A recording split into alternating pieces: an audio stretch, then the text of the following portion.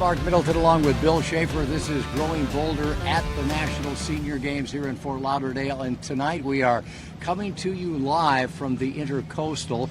And Bill, here's the blessing and a little bit of the curse about having a really good producer. I asked, producer Lynn, is this really the Intercoastal? She said yes. And then 2 minutes later she said it's also called officially the Stranahan River, which is named after Frank Stranahan, who was the founding father of Fort Lauderdale. And here's where it gets a little weird.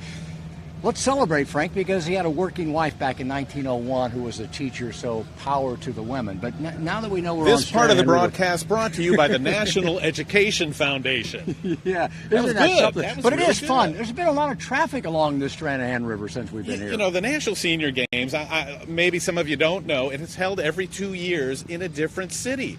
This year in Fort Lauderdale, oh my gosh, could they have picked a more scenic, beautiful city? I don't know, but everywhere you look, you see the water, can you see the convention center across the way over there? We can, but look at the catamaran first. My goodness, wouldn't that be nice? But yeah, you're right. The convention center right behind the catamaran right now, that's really kind of ground zero. That's the hub of the National Senior Games. Every athlete, Bill, that comes here has to go into that building to pick up their athlete packet, to get their credentials, and there are many sports being contested inside there.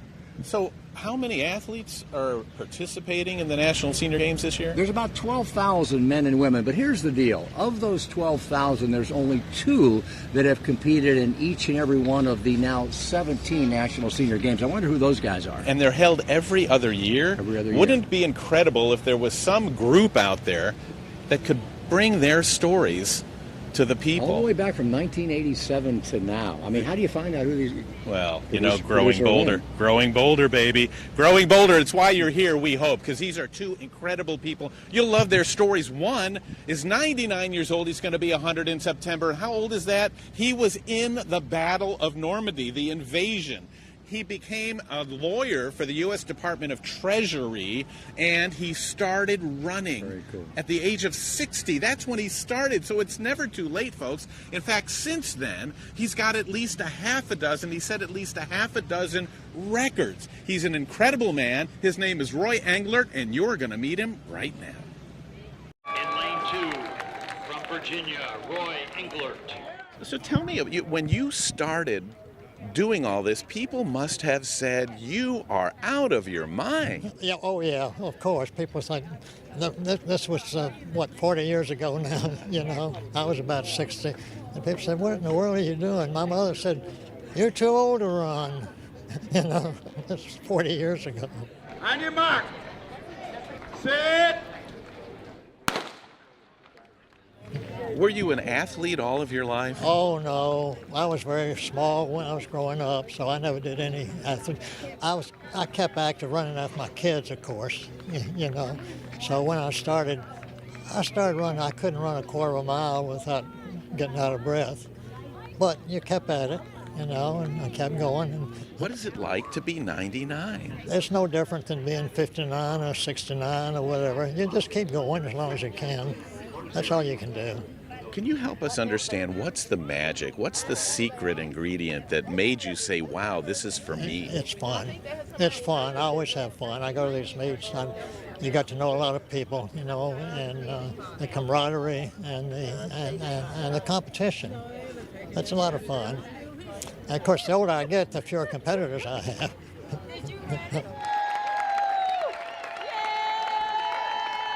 What would you tell the people? Everybody agrees with you that activity is important, it's helpful, but we still don't do it. We still sit and...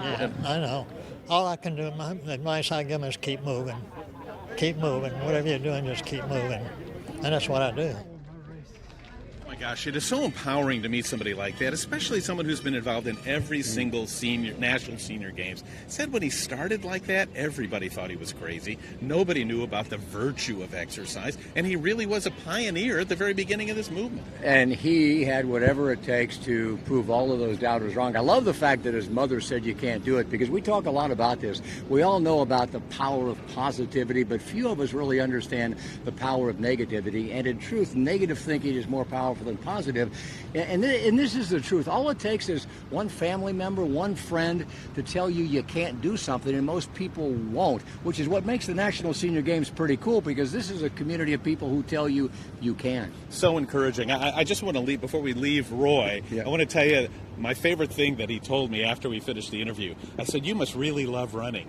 And he goes, "I don't like running, but I love finishing." Yeah. So that's his attitude. That's how he gets through it. Isn't that great? It is great. There is power in finishing something. Yeah, all right, we mentioned one of the two that has competed in each and every one of the 17 National Senior Games. The other one is a guy by the name of George Freeman. George is 90 years old now. The cool thing about him, Bill, is that he plays a lot of sports. He's got a lot of tools in his toolkit, and he pulls them out when he needs them. And even though he wasn't feeling really, really strong this year, since he's a bowler, he figured I can pick up that 8-pound ball or whatever heck they weigh, and he's here to bowl this year. Listen to George. A fellow told me about the senior games for the first time, and he said, "You'd better get in them." And he happened to have graduated from Harvard, so I really listened to him. I'm here because my dad has been in every National Senior Games, and he was determined to get here. In spite of COVID, he said, "I really want to go," and it was hard. I mean, it's a lot for a 90-year-old to travel. You know, he hasn't traveled in 2 years, but he's here, and he practiced, and he was getting really nervous, and my sister said, "You know, Dad," she said, "you're one of the only ones that's made it this far. Who cares if you get gutter balls? It doesn't even matter." And after that pressure was taken off him, he's doing great. In all the years I've been here, I won one gold, one silver, and one bronze. I've won a lot of ribbons, of course, but I'm not a world beater. I'm just simple Joe from Tokyo. Well, they say you get a lot more out of life if you take chances. You know, do things that you haven't done before.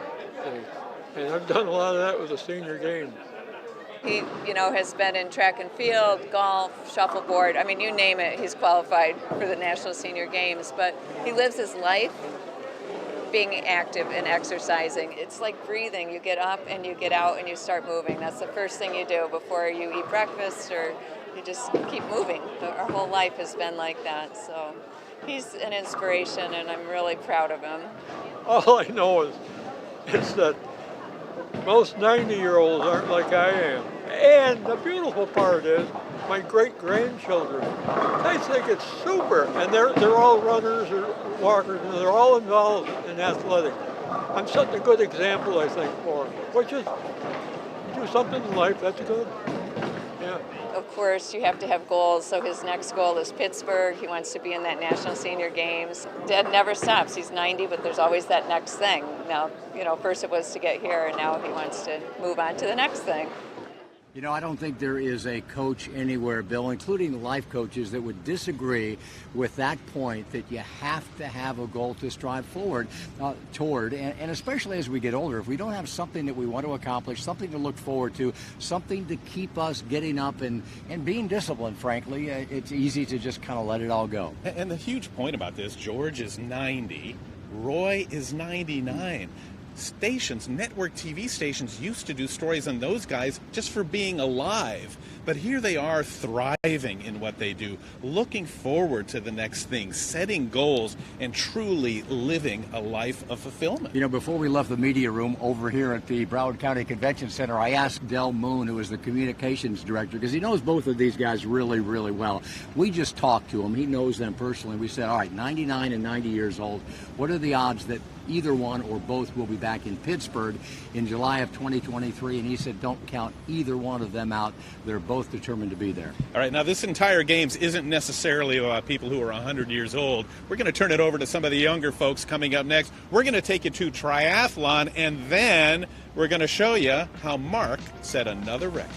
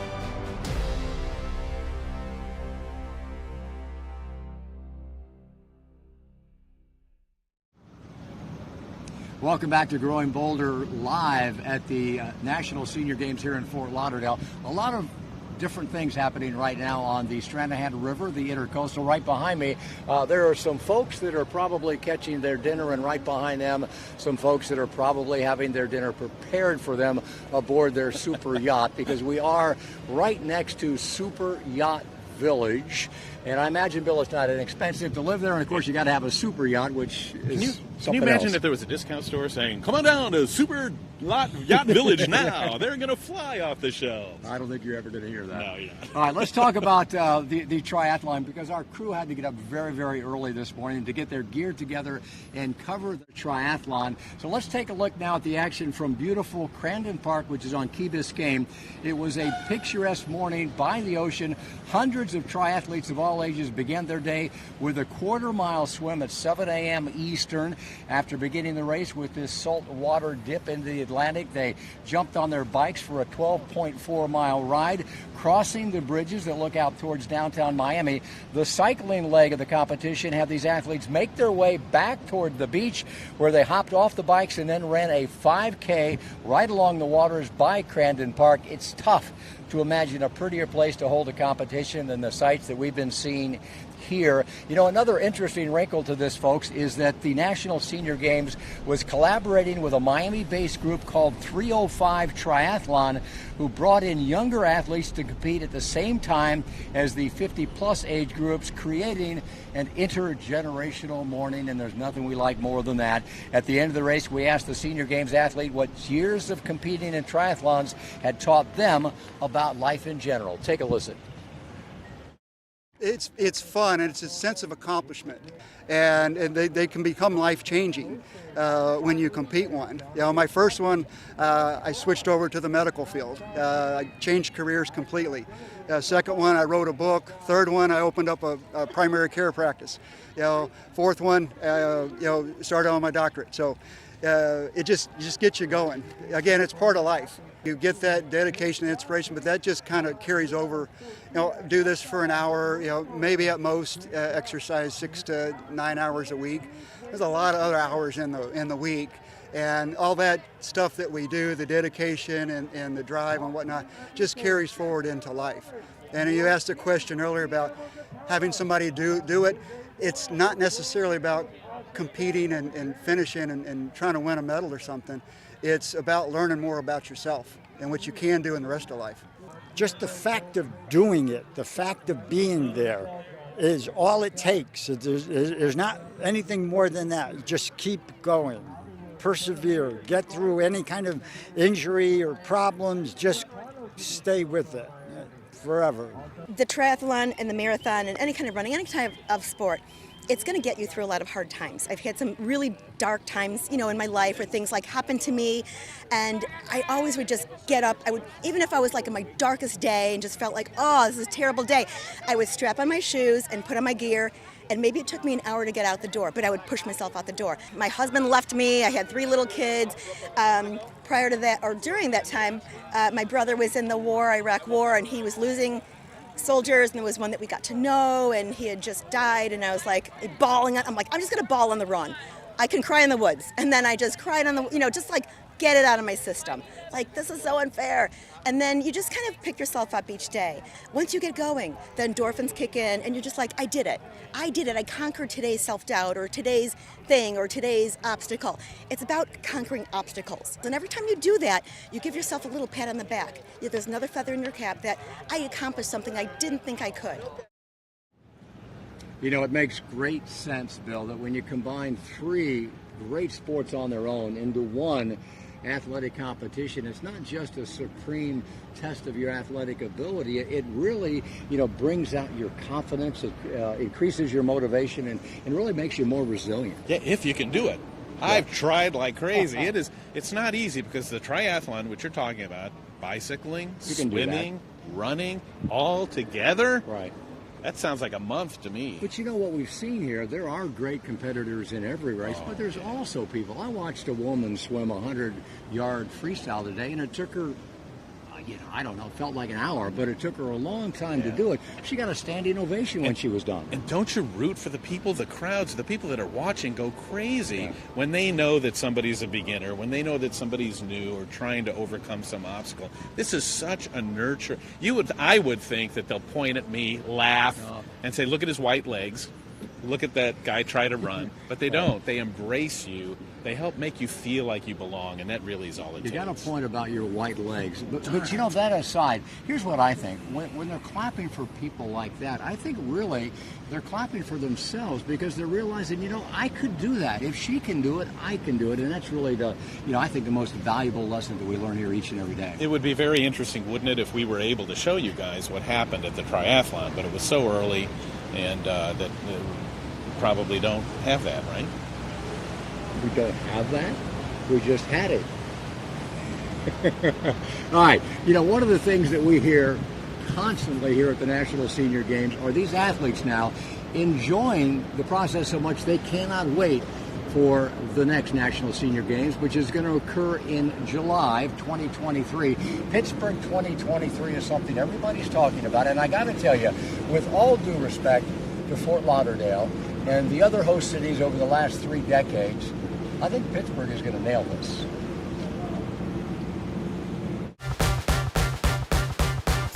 The word is out. Pittsburgh is a must-see travel destination. Plan a visit and you'll quickly find what makes our city so special. The experiences and attractions you'll find only in Pittsburgh. That's right. Experiences like the Heinz History Center, The Andy Warhol Museum, or the August Wilson African American Cultural Center, Bicycle Heaven, Carnegie Museums of Art and Natural History, the National Aviary, the Mattress Factory for Contemporary Art, our many parks and green spaces. The list goes on. Take a ride on one of our 2 iconic and historical inclines to Mount Washington, where you can pair a delicious meal with incredible views at one of the many restaurants that line Grandview Avenue. And be sure to head into a few of our 90 unique neighborhoods for local flavors, like a Permanente Brothers sandwich, handmade pierogies, or a Pittsburgh salad piled high with fresh cut fries. Visit the Western Pennsylvania Sports Museum or the Roberto Clemente Museum. And be sure to check out a few of our only in Pittsburgh breweries. Pick up a Pittsburgh brewery guide to help you build your ideal brewery tour. And that's just a start. Yes, all this and much more, only in Pittsburgh. See you soon.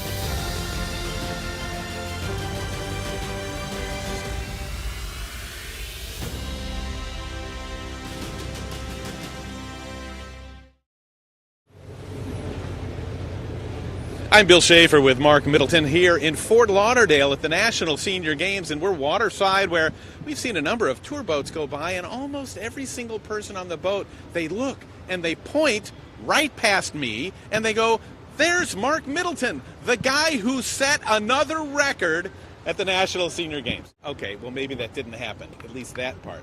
But Marc did. Marc participated in the swimming events here, 4 of them to be exact, and he ended up setting 2 new records. Let's watch the one that he set today, the 50-meter butterfly. Marc, this is one of your better events anyway, isn't it? I think it's my best event. It's definitely my favorite event. It's kind of a splash and dash, if you will, Bill. It's just 50 meters, 1 lap up and 1 lap back. And, I like to sprint, and I had a good one today. It all came out well.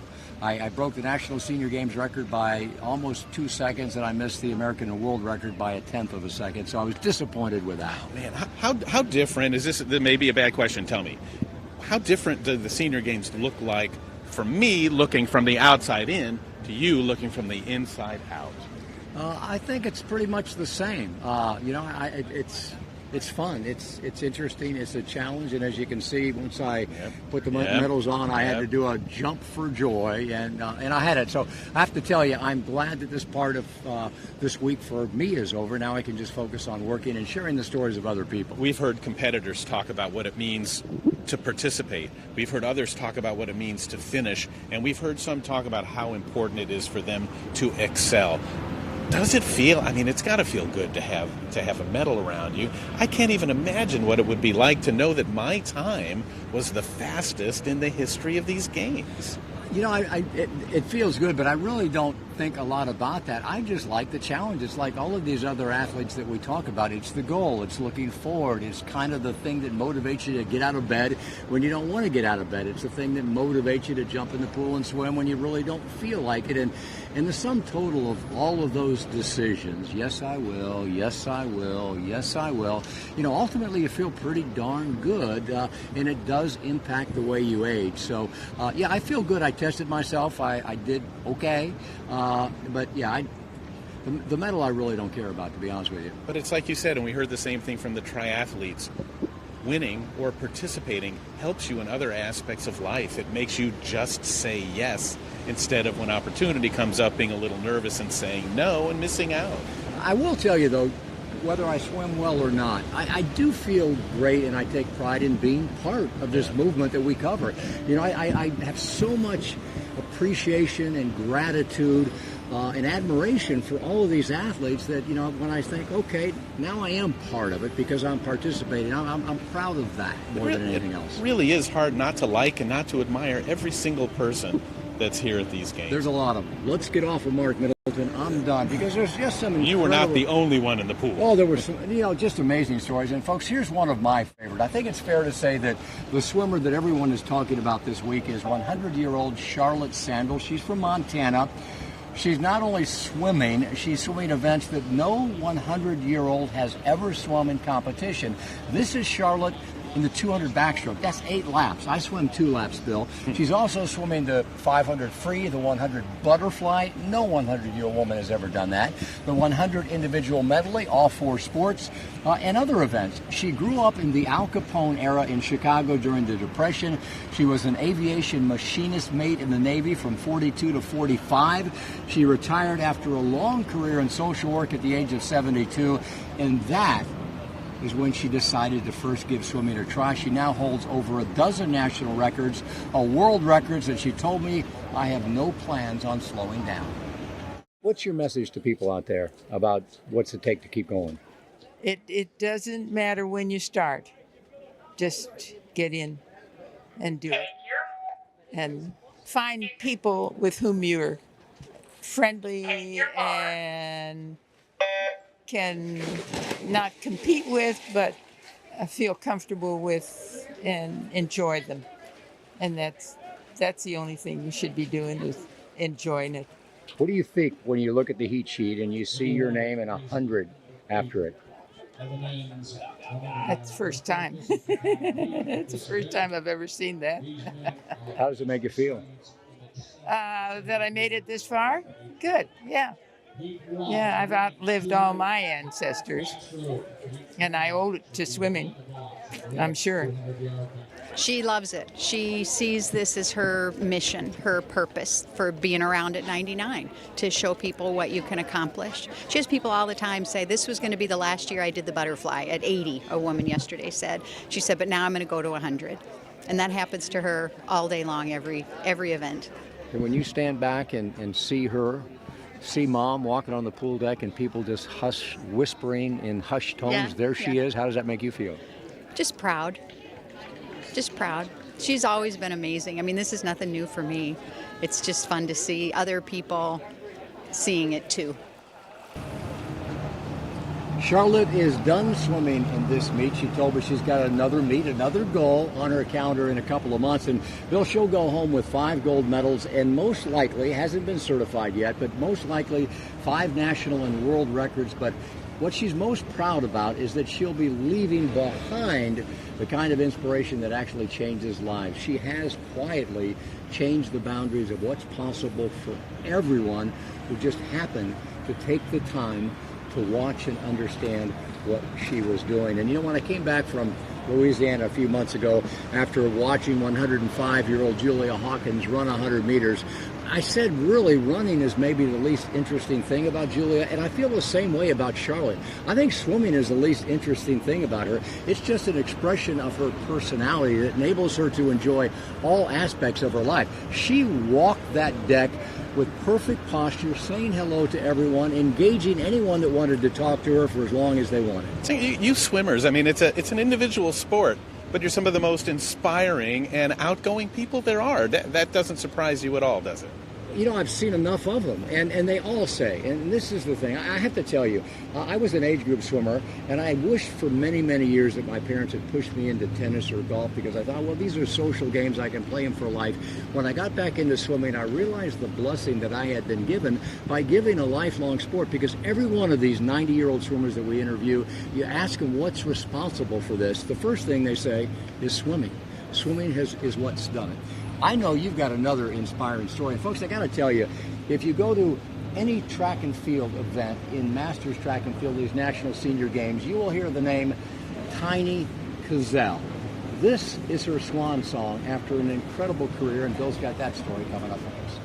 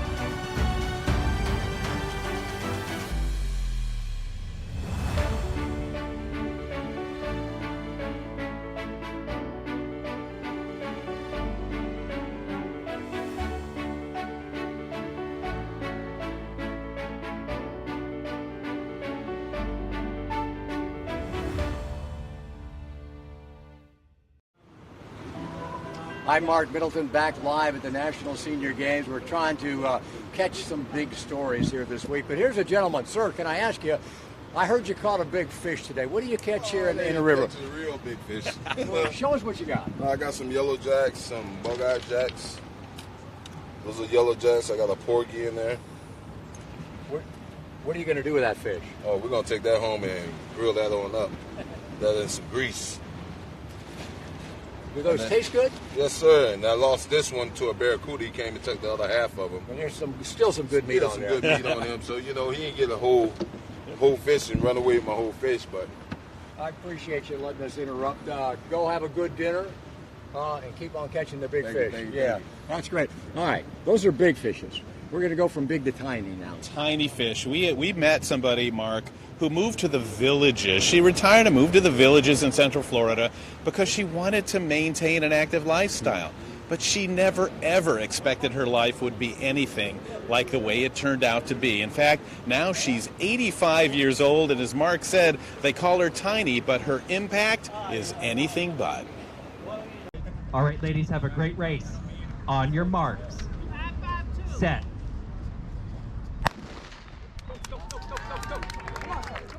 My name is Madelaine, Tiny Cazel. They call me Tiny for years and years and years. That's because I'm so small. My mother told me I never got up and walked. She said I got up and ran, and I've been running ever since. So, I've always been a runner, but I don't pretend to be a good runner. I'm not a good runner. I'm a jogger. I've jogged for years and years, and I love to jog, just to keep healthy. That's why I do it. I just want to be really healthy. Watch what I eat. Be careful what you're doing, and so I take pretty good care of myself. My husband died 6 years ago, and I miss him terribly. But life goes on. Come on, Tiny. How old did you say you are? 85.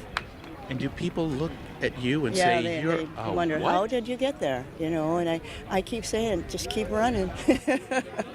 Keep doing something physical. I mean, you can't just sit around. I mean, you just get old. Yes, Did you ever once in your life think that at 85 this would be you? I never thought about age. I always did what I really felt that was healthy. I eat healthy, and I take care of myself. I train, and I like the javelin and I like the discus. I set the record in the javelin, and I'll set the record in the discus. At 85, there's not too many people that do that type of thing. You're proud of yourself. I think so. My bowling coach once told me, he said, I was practicing, and he said, you know what? He said, you're going to have to learn how to relax. And he said, the only way I know how you can relax is by running. Start running and don't ever stop. Changed your life. Yes, I've never stopped running. That's another incredible athlete. It's hard to... Can you believe that woman was 85 years old? And Mark, when she says never stop running, she means, don't stop moving, being active, looking forward to the next thing, as you've said. Tiny Cazel, a real inspiration. Yeah, she's not going to stop. And, Bill, I've had the privilege of interviewing her as well. And here's what I think. Is there a downside to all of this?